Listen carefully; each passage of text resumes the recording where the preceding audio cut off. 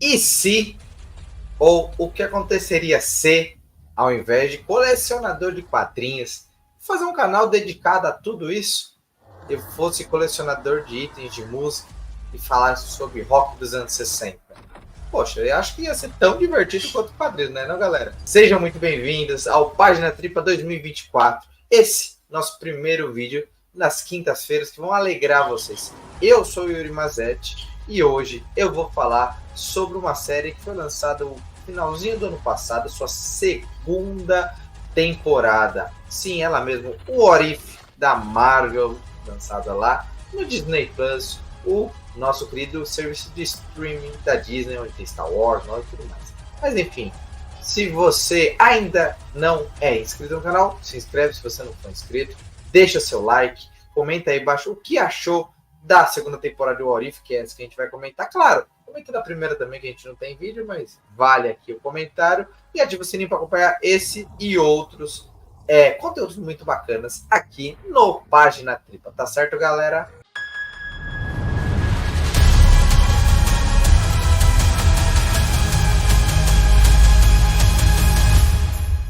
Acho que quem curte quadrinhos já deve estar bem habituado com esse nome. O What If em inglês, aqui no Brasil ficou como O que aconteceria ser, mas também já saiu em outras revistas como esse, que eram histórias onde o universo Marvel era recontado à sua própria maneira.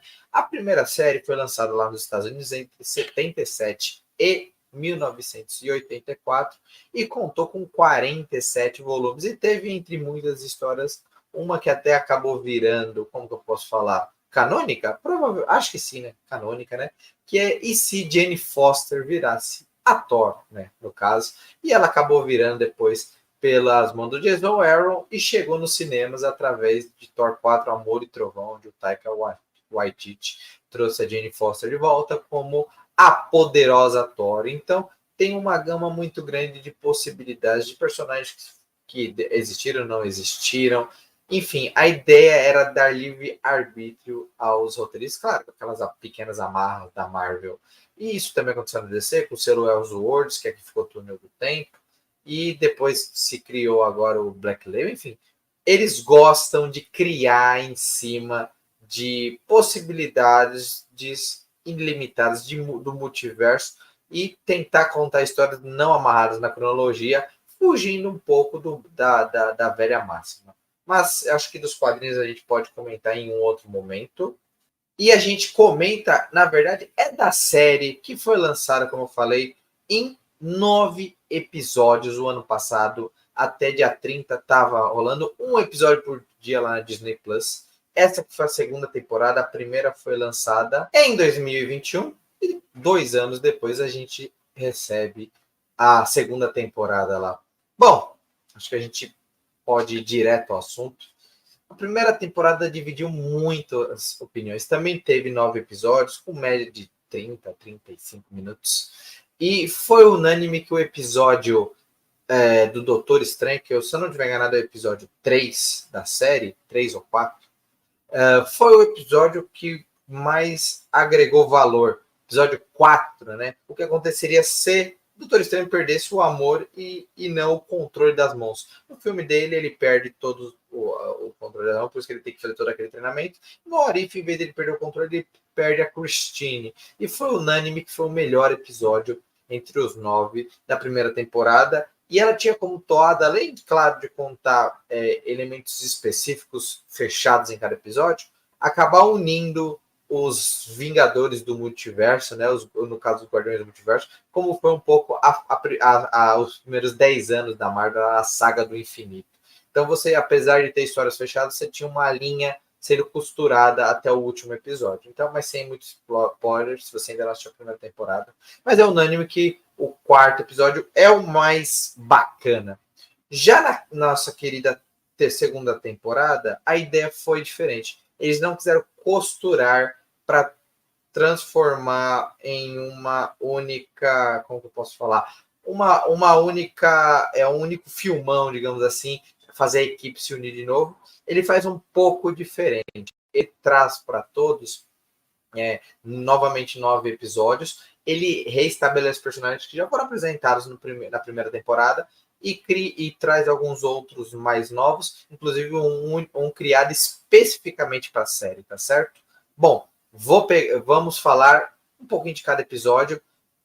Eu não tive um favorito, assim, um que explodiu minha mente, mas tem sempre um que cresce aos olhos. Mas, infelizmente, já tenho que dizer, essa temporada foi um pouco mais abaixo do que a gente esperava. Ela continua na mesma pegada de, tipo, é diferente, mas é igual, muda só um personagem que nos filmes da Marvel era o Thor, mas aí colocam, sei lá, o Homem de Ferro no lugar dele, mas acaba tendo as mesmas conclusões. Tem episódios divertidos, tem episódios meio bobos.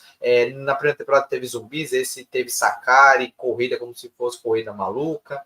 Mas enfim, vamos comentar um pouquinho de cada episódio e dar o veredicto geral. O primeiro é o que aconteceria se a Nebulosa fosse da Tropa Nova, aquele planeta que aparece nos Guardiões, onde tem a Nova Prime, ela inclusive retorna nesse episódio. É um episódio muito ok, ele foge um pouco da mesmice, né? O planeta deles, né? Que a Zendara está sendo invadido pelo Ronan, eles criam um esquema de blindar o planeta e dentro disso há uma conspiração, né? Que acaba sendo um pouco fácil de deduzir durante os episódios, mas que prende bem, mas é aquele episódio que você assiste sem precisar pensar muito, bem simples. O segundo é o que aconteceria se Peter Quill fosse mega poderoso, né? Só que em versão criança. Então, ele não foi criado pelo Yondo. O Yondo entregou ele ao pai dele, o Ego, e ele se torna super poderoso. É um episódio que ele ia bem, mas depois ele, para mim, desengringola um pouco. Eu acho que o ponto legal é ver a formação dos Vingadores com personagens antigos. Então tem o Homem-Formiga do Hank Pym, tem a Capitã Marvel como a Marvel, entre outros, tem a Vespa também, que é a mãe da Hope, a Janet. Então você tem os personagens dos anos 70, 80, passa essa questão, sendo os Vingadores daquele momento. Então é legal ver uma nova formação da equipe, até alguns personagens mais clássicos. O terceiro é o que aconteceria se Happy Hogan salvasse o Natal. É um episódio que tem homenagem a Duro de Matar, mas é um episódio que é chato demais para mim.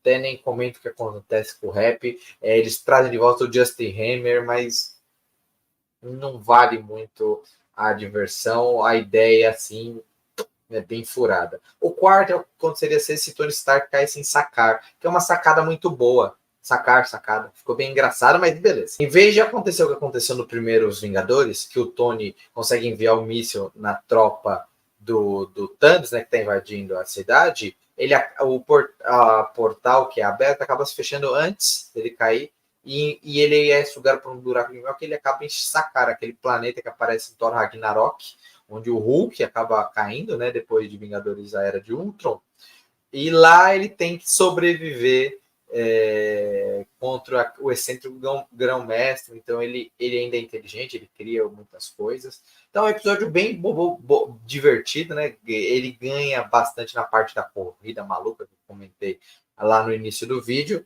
Então vale a pena. Tem um episódio que é o 5, que é a união da Viúva Negra com a Capitã Carter. Então é interessante você ver o Capitão América Soldado Invernal, o segundo filme do Capitão América, só que na visão da Peggy Carter. Então tem basicamente a mesma coisa. Então tem a invasão daquele navio e a luta que era o Capitão, agora Capitã, quanto o Batroc. Então é meio um pouco de tudo. Só que no caso ela tem que buscar salvá-lo, que eles dizem que o Steve está vivo, só que ele está meio, né, transformado. Dá para entender o porquê e o que acontece no episódio. Aí vem o sexto episódio, que para mim foi o que mais me surpreendeu, se tornou o meu favorito, que é o que aconteceria se Kahori mudasse o mundo, né?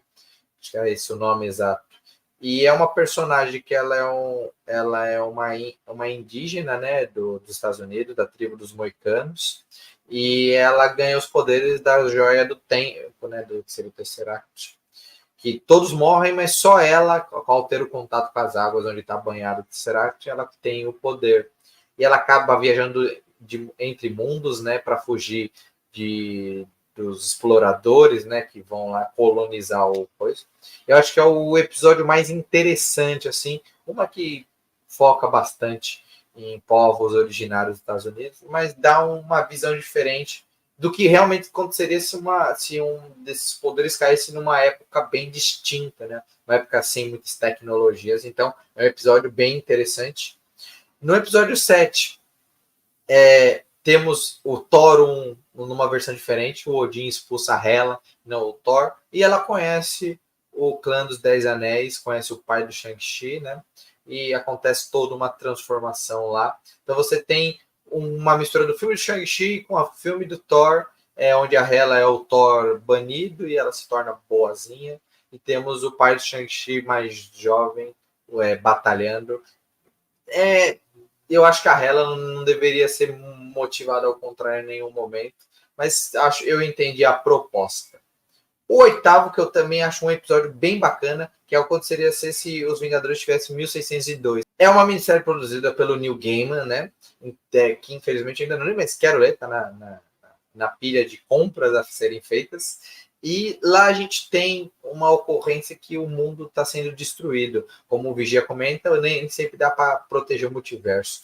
Mas a Feiticeira Escarlate daquela realidade chama a Peggy Carter para buscar a solução, que existe um ser primordial, que é ele que está causando, que ele não faz parte daquele universo, ele está causando o problema, esses portais que sugam as pessoas. Então a gente vai ver o Thor, Nick Fury, o próprio Loki do ano de 1602, e tem outros personagens que aparecem lá. Um episódio bem bacana, bem interessante, com um final que pode até surpreender algumas pessoas, mas também aquela história, né? Depois diletante, acompanhar o próprio What If, você acaba matando rápido a situação.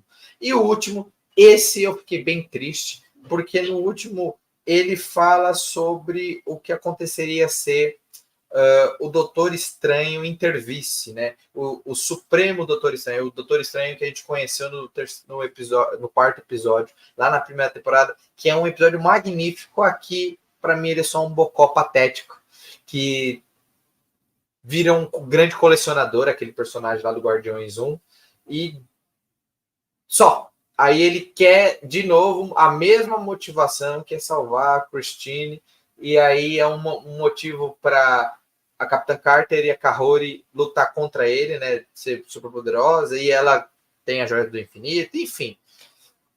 É um episódio para faltava pancadaria e mostrar todos os personagens que eles tinham em mãos. Então, também é bem triste. Resumo, o que dá para tirar dessa segunda temporada? Eles utilizaram mais o Tony Stark do que na outra temporada, então ele aparece no ano de 1602, ele é um dos protagonistas na parte de Sakaar. Eles usam muito a Peggy Carter, ela é o fio condutor da série, né? Em vez de ter a coisa, ela se torna o fio condutor. E, no geral, ela é uma série se você tiver tempo livre para assistir, mas ela não é nada que fale, caramba, é um what if, vamos ver algo muito diferente, vamos aproveitar. Nessa temporada não tem nenhuma menção ao Homem-Aranha, eles falam um pouquinho do Killmonger, né, que é o mesmo da primeira temporada, então, em resumo, não vai ser aquilo que vai mudar.